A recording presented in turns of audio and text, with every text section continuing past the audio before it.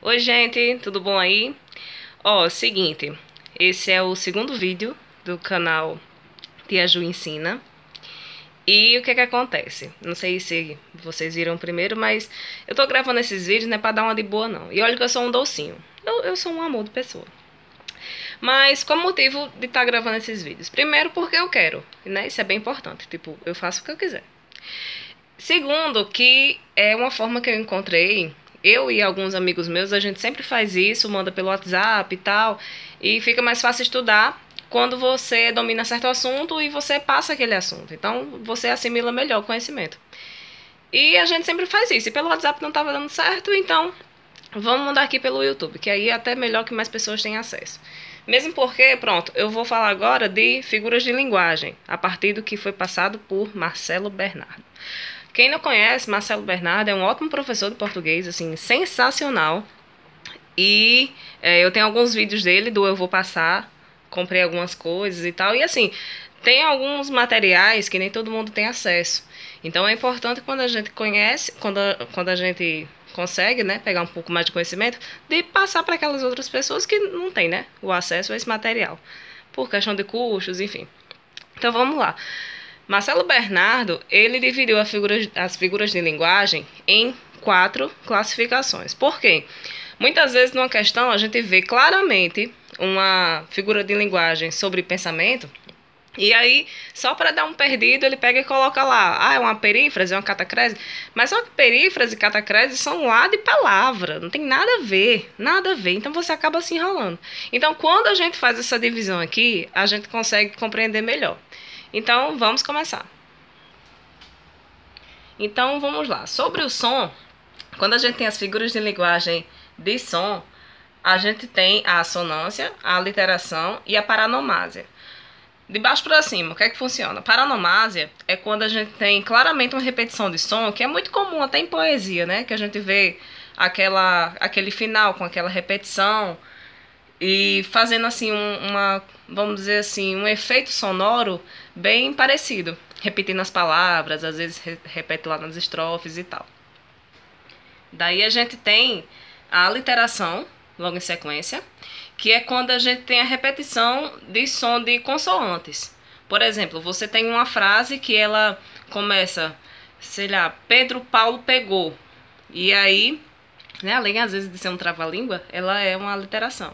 Porque a gente tem a repetição do P, tem a repetição da consoante. Já a assonância é bem parecido com a aliteração. A diferença é que a assonância a gente vai ter repetição da vogal. Por exemplo, assou, assado, assim, né? Então a gente vai ter a repetição do as, a repetição da vogal a. Então aí a gente vai ter uma assonância. E aí, continuando, a gente vai ter agora as figuras de linguagem de pensamento. Até desculpem o flash, mas enfim, vou ter que deixar. Já comecei assim, então vai terminar assim. Sim, a figura de linguagem e pensamento, a gente vai ter essas 8 classificações aqui. No caso, eu vou começar aqui pelo paradoxo e antítese. Por quê? Porque elas são bem parecidas. A diferença é que o paradoxo, assim, é uma comparação totalmente contraditória. A antítese também tem contradição, mas o paradoxo é tipo assim, aquela coisa louca, sabe? Uma coisa que não tem lógica nenhuma. Por exemplo, retumbante e timidez. Tipo, você enfatiza uma coisa que não tem nada a ver com a outra e é um paradoxo, porque são duas coisas que não tem nada a ver. Já a antítese, elas são coisas diferentes, mas assim, na verdade elas até seguem alguma sequência lógica. Por exemplo, o bem e o mal vivem aqui, né? São coisas contrárias, são oposições, mas que até elas seguem uma sequência lógica e você consegue fazer uma ideia legal, bacana de um texto e reconhecer. A apóstrofe é tipo um chamamento, assim, parece muito com o vocativo, apóstrofe, só que ele é tipo um evocar, assim, uma coisa mais de evocar uma entidade divina, alguma coisa assim, bem mais apelativa. A ironia é muito comum em piadas, por exemplo, né? A gente tem assim, tipo, uma pessoa que é só o filezinho da borboleta, aí diz, menino, esse homem tá forte. Não, rapaz, você não tá forte não, você tá mais magro que todo mundo, então você tá sendo irônico, né? Ironia. Eufemismo é quando a gente tem uma suavização de alguma coisa que a gente quer passar. Por exemplo, você dizer, como hoje em dia, né? Esses fatos políticos que estão acontecendo. Fulano cometeu improbidade administrativa. É claro que ele vai dizer improbidade administrativa no Jornal Nacional. Ou tu acha que ele vai dizer que seu fulano roubou? Isso é feio demais, minha gente. Não pode dizer. Ele não pode roubar. Quer dizer, ele pode, né? Quer dizer, não pode. Enfim, é uma coisa que a gente nunca vai entender. Mas, a título de suavizar a notícia, a gente sempre coloca assim, ou então, fulano partiu dessa para melhor. Fulano dormiu para nunca mais acordar. Tudo isso é eufemismo. É quando você tenta suavizar alguma coisa. Já a hipérbole é quando você, tipo assim, você tem uma linguagem bem exagerada, já ao contrário do eufemismo. Você já tem uma linguagem assim bem exagerada para qualificar alguma coisa. Por exemplo, estou morrendo de sede. Você não vai morrer de sede, meu filho. Você não tem condição de morrer de sede, não. Porque você não está no Saara para estar morrendo de sede, de fato. Não. Você está fazendo um exagero, só mesmo para dar um pesar, né, maior naquilo ali. Então, você faz uso da hipérbole. A prosopopeia é a mesma coisa da personificação. É quando você, tipo assim, você coloca características humanas em coisas, ou então até em ações da natureza. Por exemplo, o vento sopra seus cabelos. Não, o vento não sopra, né? Ele não tem boca para fazer o bico e assoprar. Não faz. Da mesma forma, você dizer que a luz acalentou, não, aquilo ali é tudo prosopopeia, é tudo uma personificação. É muito usado em contos e tal, assim, é muito fácil de identificar. Quando você vê qualquer coisa que não tem razão de ser animada, mas está animada naquilo ali, então é uma prosopopeia. Gradação já é diferente. A gradação ela ocorre quando você tem tipo assim uma sequência lógica. Só que assim, ela pode ser tipo um clímax, você pode ter uma sequência que ela vai, ou então uma sequência ao contrário, né? Anticlímax, digamos, que ela vai diminuindo. Por exemplo, o coração latejando, batendo, restungindo.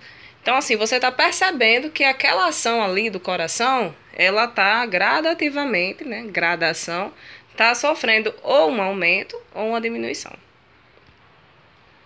Pronto, aí com relação à sintaxe, a gente já vai ter essas 8? Ih, nem contei, rapaz. E agora? Será que eu passava vergonha? 1, 2, 3, 4, 5, 6, 7 e 8. Não, é isso mesmo. Então, voltando.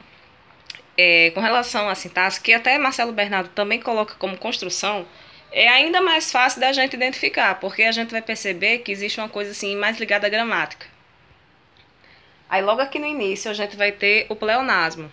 Só que não é o pleonasmo daquele vício de linguagem, nada a ver, que é outro pleonasmo. É tipo assim, um pleonasmo que a gente vai fazer uso de algum termo, vai repetir para dar ênfase.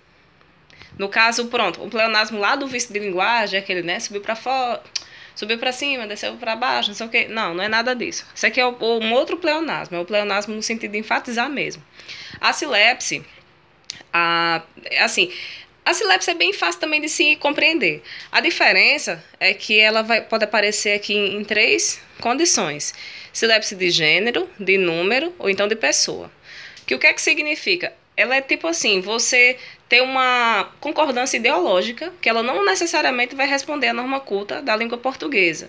É a mesma coisa de você dizer, Vossa Excelência está muito cansado.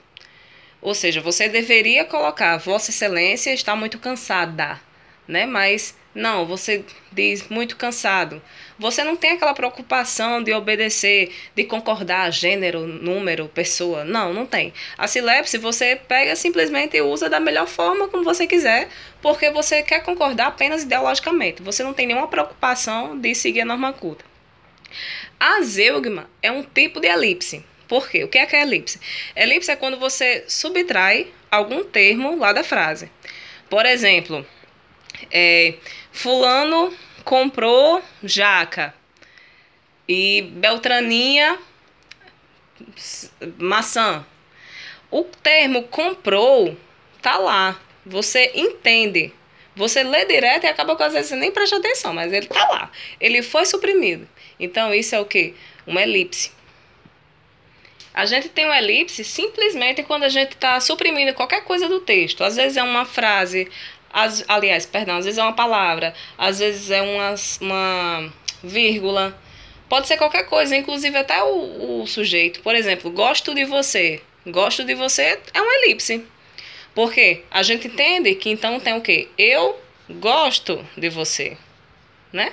Se a frase está só assim, gosto de você, se estiver perguntando, sim, é uma elipse, porque tem um termo, teria, né, um termo lá que não está identificado, ele foi suprimido, mas mesmo assim você compreende a frase da mesma forma. Ele não fez tanta diferença assim. E a zeugma é um tipo de elipse, porque também é uma omissão. Só que, na verdade, a zeugma é de algo que já foi presenciado no texto.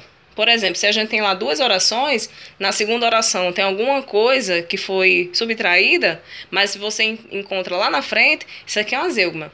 Só que o que acontece, que é importante frisar aqui? Tem algumas bancas que elas não consideram a zeugma como uma outra figura de linguagem. Considera tudo como elipse. Normalmente isso acontece pela CESP e tem uma outra, não sei se é a ESAF, se não me engano é. E elas consideram tudo elipse, e outras não. Principalmente essas militares, geralmente elas, né, têm essa divergência. Mas, enfim, né, se lá na alternativa tiver elipse e zeugma, você vai ter que compreender que para ser zeugma tinha que estar lá alguma coisa repetido antes. E no segundo momento foi retirado. E elipse não, elipse é simplesmente retirado sem necessariamente ter aparecido anteriormente. E aí vai depender de cada banca, né? No caso, como eu falei, a CESP trabalha desse jeito. Polissíndeto e assíndeto é com relação às conjunções. É só a gente lembrar. Oração subordinada assindética, sindética, né? Quando a gente tem a presença lá de uma conjunção. Nesse caso aqui, eles servem para quê? Polissíndeto é quando a gente tem várias conjunções. Tipo assim, para dar uma ênfase de exagero mesmo. Por exemplo, comeu e correu e andou e pintou e cantei. E aí a gente vai repetindo i, né? Que é para dar uma ênfase maior e dar um cansaço, digamos assim. E o assíndeto funciona da mesma forma. Para você colocar alguma coisa que possivelmente poderia ter lá conjunções ligando, mas não vai ter. Ó, coloquei aqui rapidamente um exemplo de assíndeto. Eu retirei os conectivos, perdão, e fiz apenas o uso da vírgula. Aqui, no caso, eu deveria ter usado conectivo, mas no caso não usei. Então, é um assíndeto. Falou, pintou, comeu, saiu. Para você mostrar uma forma gradual, digamos assim, e que você não vai usar conectivos. Já a anáfora, é importante a gente lembrar lá da gramática, né? Termos anafóricos, catafóricos, não sei o quê. Pronto, a anáfora também se categoriza como uma repetição. Só que a diferença é que ela, tipo assim, é geralmente de uma palavra ou então de alguma locução que seja repetida, mas que esteja lá no início da frase. E, por exemplo, isso é muito usado em versinhos, né? Que tem aqueles versinhos, eu comi, eu amei, eu não sei o quê. Pronto, toda essa repetição aqui é uma anáfora, certo? Porque eu estou fazendo várias vezes, em várias orações, a mesma repetição que eu usei no início de cada frase. Pronto, e agora vamos para a última, que é a figura de linguagem com relação à palavra, que aí são as mais queridinhas, assim, né? Que cai com maior frequência. A metáfora é a mais comum de todas, e eu acho que aqui pouca gente tem dificuldade. Metáfora é quando a gente usa um termo bem distante, mas usa para fazer uma analogia. Por exemplo, fulano é um touro. Eu tô querendo dizer que aquele cara lá é um touro. Não tem nada a ver. Não tô querendo dizer que ele é um touro. Ele não vai ser um touro. Às vezes até é, né? Tem uns cabos assim que levam um chifre. Mas não é bem isso, não. A metáfora, no caso, por exemplo, para não ter que fazer uma comparação, para não dizer fulano é forte como um touro, não precisa, basta dizer ele é um touro. Que aí a pessoa vai entender que ele é forte ou que ele é corno, né? Pode ser também.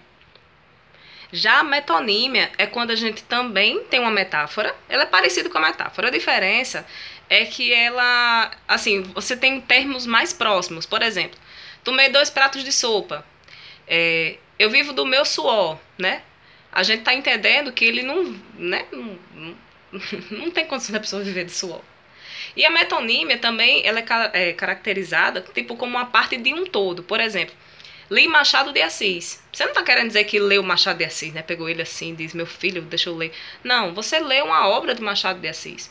Metonímia também pode ser a relação que você tem com marca e produto. Por exemplo, não tem Cristo nesse mundo que diga para a mãe que ali embaixo, lá na pia, tem uma esponja de aço. Não é esponja de aço. Para ela é Bombril. Pode ser a Solan, pode ser o que for. Qualquer marca é Bombril. Ou seja, o Bombril, nesse sentido, também vai ser a metonímia. Eu estou querendo fazer alusão à esponja de aço, mas para não usar esse termo esponja de aço, eu coloco lá. Essa relação é muito comum.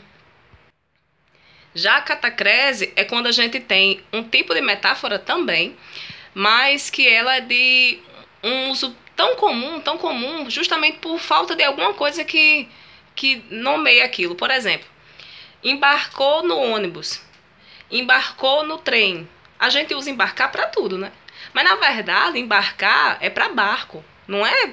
Só que fica complicado, né? Você dizer, eu entrenhei. Você, quando entra no trem, quando já se viu coisa mais feia. Então diz assim, eu embarquei. Então isso é uma catacrese. É a mesma coisa de dizer perna da mesa, perna da cadeira, braço da cadeira e por aí vai. Perífrase é quando... Deixa eu tirar aqui da luz, né? Perífrase já é quando a gente tem algum termo ou alguma expressão, alguma coisa assim, que serve para você fazer referência a alguma coisa famosa, geralmente uma cidade, alguma coisa assim. Por exemplo, os meninos de Liverpool, né? Beatles. É Liverpool? Quer dizer, eu não tô lembrada agora, mas eu acho que é. Cidade do Sol, por exemplo. Natal. Natal é a Cidade do Sol. Cidade Luz.